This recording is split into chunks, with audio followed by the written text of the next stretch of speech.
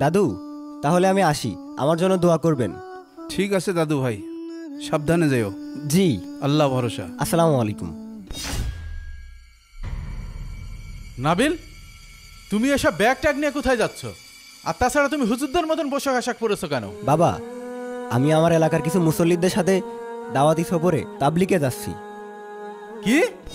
তুমি তাবলিগে যাচ্ছ মানে? তুমি কার অনুমতি নিয়ে এমন সিদ্ধান্ত নিলে? আমি তো দাদুকে বলেছি। দাদুকে বলেছো মানে? আমি তোমার বাবা, তুমি আমাকে জানানোর প্রয়োজন মনে করনি? তোমার কি এখন এইসব করার সময়? সামনে তোমার অ্যাডমিশন পরীক্ষা, সেদিকে কোনো খেয়াল আছে? এভাবে চললে জীবনে কিচ্ছু করতে পারবে না। দেখো বাবা, এই দুনিয়ায় সব থেকে বড় অর্জন হলো আল্লাহর সন্তুষ্টি। আমি আল্লাহর পথে থেকে অল্পতেই সন্তুষ্ট থাকতে চাই। নাবিল, একটা কথা পরিষ্কার করে শুনে রাখো, অভাব যখন তোমার দরজা এসে কড়া নাড়বে, তখন তোমার এই হাদিসের নীতি কথা জানা দিয়ে পালাবে। দাদু, তাহলে আমি আসি, আমার জন্য সবাই অপেক্ষা করছে। পকেটে টাকা না থাকলে তার তেল এমনি কমে যাবে। এই তোমার আশকারা পেয়ে আমার ছেলেটা দিন দিন জঙ্গিদের মতো আচরণ করছে। তুমি তো জীবনে কিছুই করতে পারোনি। ভাগ্যিস আমার চাকরিটা ছিল, তাই দুবেলা দুমুঠো খেতে পাচ্ছ। এই আই, দাদুর আশকারা পেলে তুইও খারাপ হয়ে যাবি।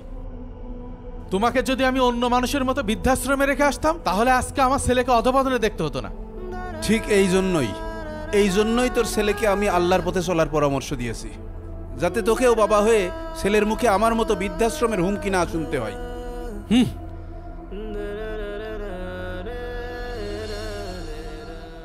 আলহামদুলিল্লাহ, 40 দিনের সফর শেষ করে অবশেষে বাড়িতে আসলাম। এ কি, তুমি এখানে? তোমার জন্য এই বাসার দরজা চিরদিনের জন্য বন্ধ। কিন্তু বাবা, আমি তো ভুল কিছু করিনি। ভুল কিছু করনি মানে? একটু আশেপাশে তাকিয়ে দেখো, তোমার বয়সী ছেলেরা কত কিছু করছে, কত দূর এগিয়ে যাচ্ছে। আর তুমি?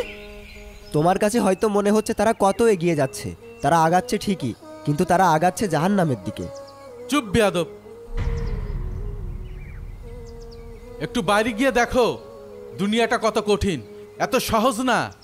বাবা, হয়তো বা একটু অভাব হবে, টাকা পয়সা কম হবে, অন্যের 10 তলা ফ্ল্যাট হবে, আমার হবে না, কিন্তু এই মুসাফিরের জীবন তো কেটেই যাবে, তাই না? অত কথা শুনতে চাই না। তুমি আর এই বাড়িতে আসতে পারবে না, যাও, বেরিয়ে যাও। আর কোনোদিন যেন এই বাসার সামনে আসতে না দেখি। ঠিক আছে বাবা, আমি চলে যাচ্ছি, কিন্তু আমার দাদুর একটু খেয়াল রেখো, আমার দাদুর একটু যত্ন নিও, কারণ আমি চাই না আমার বাবা হয়ে তুমি জাহান্নামের আগুনে পড়ো।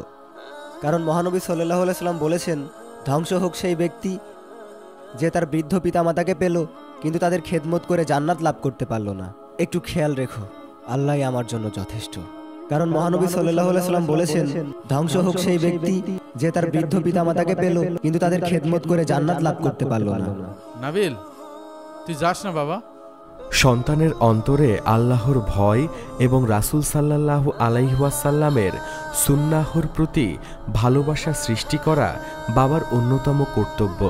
পৃথিবীর অন্য শিক্ষা যতই উন্নত হোক না কেন, দ্বীনি শিক্ষা ছাড়া একটি সন্তান কখনো প্রকৃত অর্থে সৎ, সফল এবং আলোকিত জীবনযাপন করতে পারে না।